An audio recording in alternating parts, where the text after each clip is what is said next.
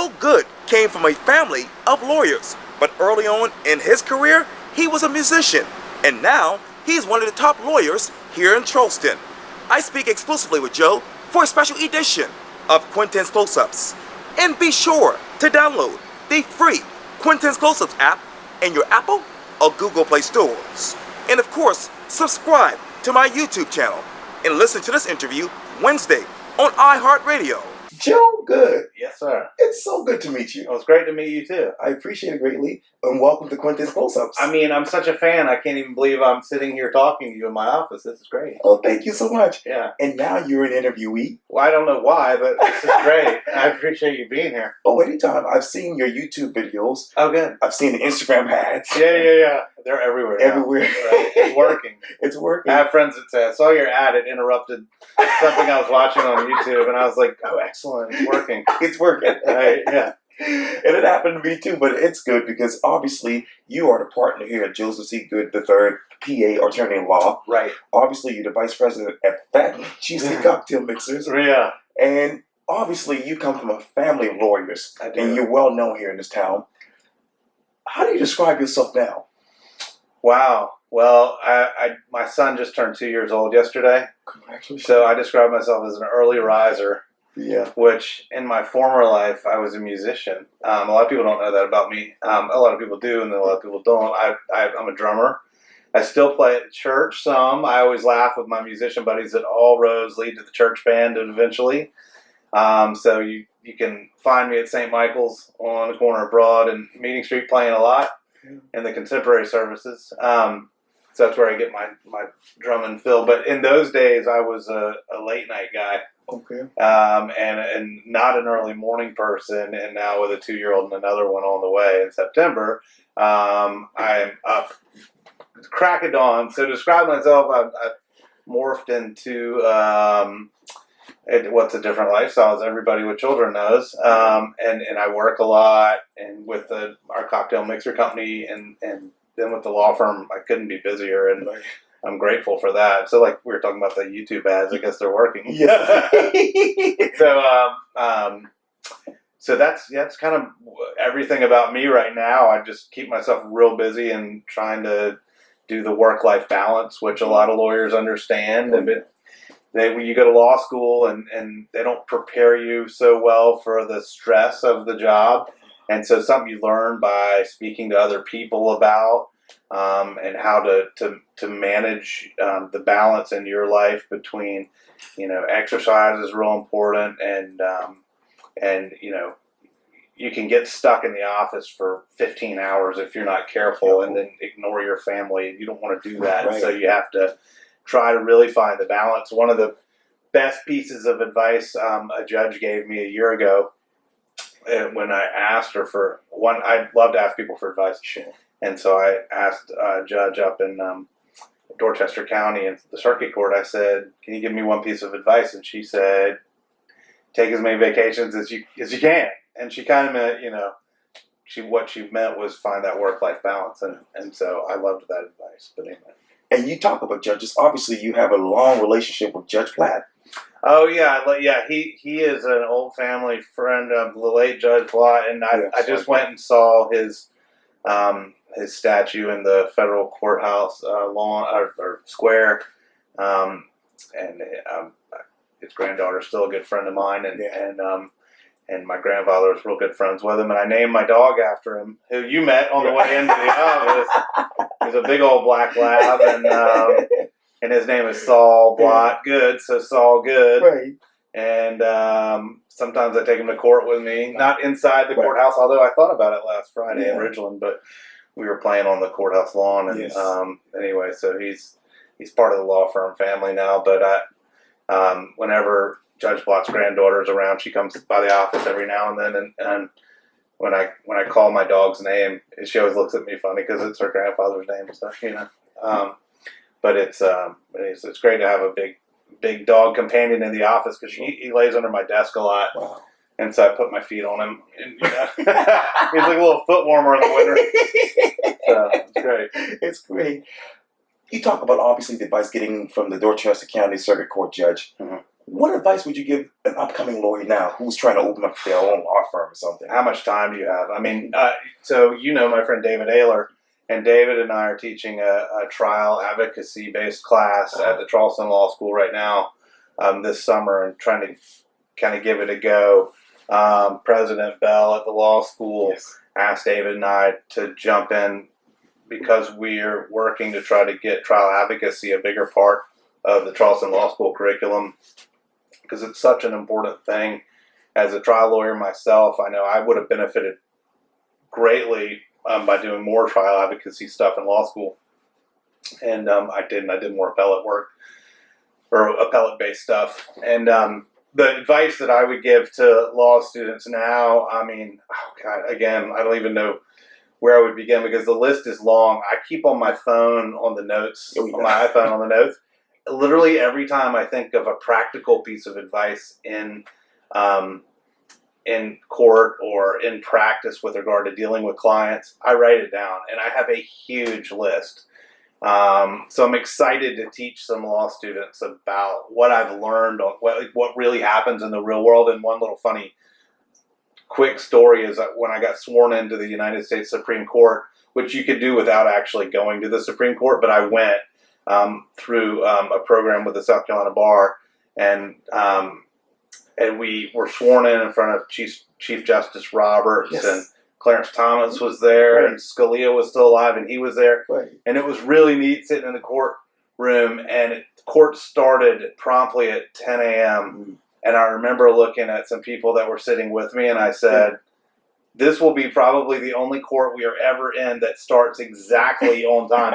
And literally right when the big hand hits the 12 at 10 o'clock in the morning, a buzzer goes off. The sergeant at arms announces that the justices, they all come out from behind this big red curtain, and it starts right on time. But then you go to any level court around South Carolina, and a lot of times they start late for different reasons. But anyway, it's kind of a funny practical thing to tell law students, hey, court's probably not going to start on time, but just know that you need to be early in case it does, or in case a judge decides to start a little bit early, and be ready to go. And thank goodness for the iPhone, because we can sit in court and work or email or whatever. So that's amazing. You talk about clients. I know obviously you have helped countless amount of clients. Mm-hmm. What is that one client that still plays in your mind and heart right now? Oh man, I always tell law students that one of the worst things that ever happened to me was I won my first jury trial. And recently, I heard some people congratulating somebody on a younger lawyer winning their first jury trial, and I didn't tell them this at the time, but I wanted to say that's the worst thing that could have happened to you. Mm. And the reason is it's great to win, and that's fun. Yeah. But then my confidence level was through the roof, and it was kind of a false confidence, because for my next trial, I am all about being super prepared, and you have to be in court. And I was prepared, and I gave it my all, but I had kind of a confidence of, oh, these trials are easy to win. These juries love me. They love the way I sell the facts and the law to them, and I'm going to win. And then I lost my next trial, and then I lost the one after that. And then I thought I was the worst trial lawyer on the planet, and it was devastating. So then my uncle, who's a lawyer, sent me to trial school at UVA Law School, and so I went to National Trial College to better my trial skills, because he said, you know what, you had a false sense of ability by winning your first jury trial, and you need to go train and get better. And so I did, and that was a long time ago. And from that point going forward, I've always really believed in continually doing more and more training. I was in Chicago last week for a week doing, I love Chicago, and I was up there doing blood draw training, gas chromatography, and it's something I think people in criminal law and DUI defense law really need to understand, and nobody really studies it. And so I'm open to really learn that, and I got to go back next month for another class. And so, but ever since I went to trial school, I said, lawyers got to continually learn and train, and we're required to do some continuing education, but you can go sit through a one-day seminar and not learn anything. I mean, I'm really talking about intensive training. Can you hear? You could hear Sullivan. Sullivan. But anyway, so yeah, I think it's important for us to learn, and trial work can be very difficult. And if you win your first jury trial, be careful if you're a lawyer. How do you define law in 2019? Wow. Well, the law business has changed a lot. And my father just retired 2 Tuesdays ago, fully from being the general counsel at MUSC. And so I grew up running around President Edwards' office over there and stealing candy out of his candy jar. And then I loved it when we used to drive him to parties with us and stuff. And he would talk to me about. I used to love to ask him about Ronald Reagan. Yeah. Because when he was Secretary of the Energy, he obviously was very close with Ronnie, and he said it was fun to hear a personal take on somebody that knew Ronald Reagan, and he said he was very funny and had great stories, and so it was just a lot of fun to talk to him about that. But my dad leaving MUSC, he's coming aboard with me, and so it's going to be fun for us to go. And he's always been a state employee, so it's going to be fun for us to go out into the courtroom and really get out there. And I just forgot what your question you asked me. But, No. Yeah. Law. Oh, the law. You were asking me about the law business, how it's changed. I talked to my family members of my family that are lawyers, and they've kind of told me about some of the old days and how things are different. I mean, I know with technology out there now, running a law firm is a whole different deal with the technology out there and doing research and writing, and it's really come a long way. I think in a lot of ways it's easier to run a law firm with some of the technology that's out there and available. And then there are new laws with technology, and then the way the world is changing, and there's advances in drug laws especially with regard to marijuana, and the fact that states are making that legal almost uniformly across the country, and medicinally and otherwise. And well, I guess it's all medicinal based, but so the laws are changing with regard to that, and but it's an interesting field to be in right now. I mean, I really love it. I mean, it's kind of something I've always wanted to do. Even when I was a musician, I remember sitting in New York having breakfast with our attorney for our band at the time. It was a great guy named Nick Ferrara, and his office was in the old Studio 54 building, Right. which was the neatest thing because, I mean, the legendary Studio 54. I remember walking in and going, oh, it's an office building with an elevator, and we went up to his office, and we were in his office, and I remember seeing on his desk, he had a postcard from Robert Plant, who he represented from Led Zeppelin, and it was signed Bob, but we're eating breakfast down the street a little while later, and he said, if this music thing doesn't work out, it's never too late to go back to law school. You can always do that. And I always remember that because I remember telling him, well, that is something I want to do. It's something many members of my family are lawyers, and I always wanted to do that even when I was a musician. So I'm glad that I did. It's a fun business. I love being in it, and I would encourage any young lawyers to go after it, but also to make sure they know what they're getting themselves into, and to come talk to somebody like me or David or any other lawyers that are out there in the trenches really doing it, to understand kind of what kind of work you might want to do. There's a lot of things you can do with a law degree, but if you want to be a trial lawyer, you have to understand what it takes. So That's right. When did the switch happen from you being a musician to now a lawyer? Well, that is a funny question because you start getting older, and it's one thing when you're 23-year-old. My dad used to call me an itinerant drummer because I was just traveling around the country from Maine to Miami to Mobile to Memphis to everywhere in between, and we'd be on the road for days or weeks at a time, and it was a great experience. But then when you get to be like 28 in your late 20s, and your friends have salaried jobs, and they start getting married, and they're all taking vacations to the Bahamas, and and you're on the road playing a show and missing people's weddings, and you don't have any money because you're poor, at that point, I said, well, I always wanted to be a lawyer. I need to get this show on the road. And I went to law school and said, I need to make a living and advance my life. If I'm not going to, if we're not going to be Hootie and the Blowfish, then it's not going to happen, which is funny. I actually interned for Hootie and the Blowfish in college. Yeah. In like the summer of '96. So, I still laugh about that with a couple of those guys. Darius, I see him all the time on King Street. Yeah. We just were at his birthday party a couple weeks ago. Right. Yeah. I'm still interested in doing an interview with you, Darius, by the way.